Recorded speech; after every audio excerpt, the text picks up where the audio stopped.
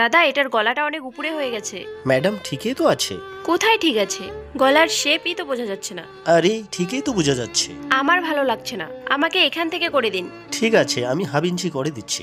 Half ইঞ্চিতে কিচ্ছু হবে না, আপনি 1.5 ইঞ্চি করে দিন। এত ডিপ গলা পড়লে পাড়ার সকলে কেমন করে তাকাবে? কেউ তাকাবে না।